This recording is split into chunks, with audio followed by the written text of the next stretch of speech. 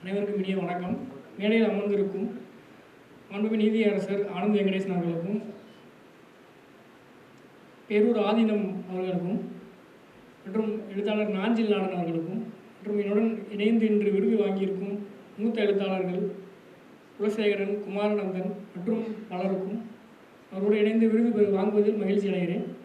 மற்றும் இன்றைய நிகழ்வு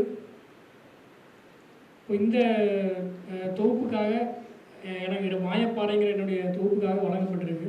இந்த தொகுப்பு வெளிவந்து ஒரு 3-4 மாதங்களுக்குள்ளே இந்த விருது வாங்குறது வந்து ரொம்ப மகிழ்ச்சியாக இருக்குது. அந்த வகையில் கோவை விஜயா வேலாயுதம் சார் அவர்களுக்கு என்னுடைய மனமார்ந்த நன்றிகளை தெரிவித்துக் கொள்கிறேன். தொடர்ந்து இயங்குறதுக்கு வந்து இந்த மாதிரியான விருதுகள் வந்து ஒரு பெரும் ஊக்கம் அளிக்கும் அப்படின்னு நம்புகிறேன்.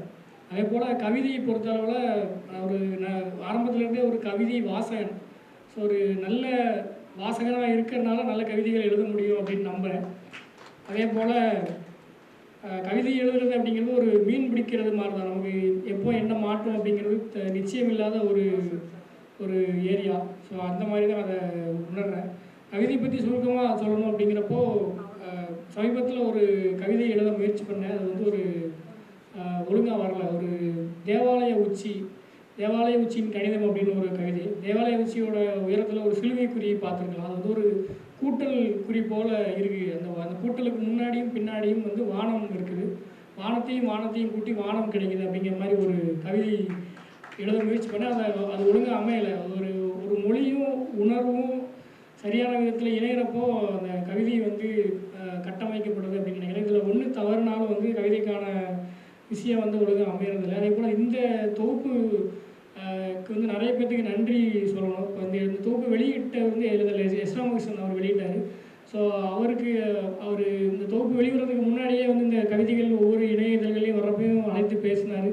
இந்த கவிதையை பற்றி நிறைய பேசியிருக்கிறார். அவருக்கு வந்து முக்கியமாக நன்றி தெரிவிச்சுக்கிறேன். அதே போல் இந்த நிகழ்வில் பேசின காவை பழனிசாமி சாருக்கு முக்கியமாக நன்றி தெரிவிச்சுக்கிறேன். அதே போல் என்னுடைய தொகுப்பு பற்றி ரொம்ப விரிவாக ஒரு முத்தங்களாலும் சொற்களாலும் நினைத்த ஆசிரியர் மணிவண்ணன் சார் அவர்களுக்கு வந்து நன்றியை தெரிவிச்சுக்கிறேன்.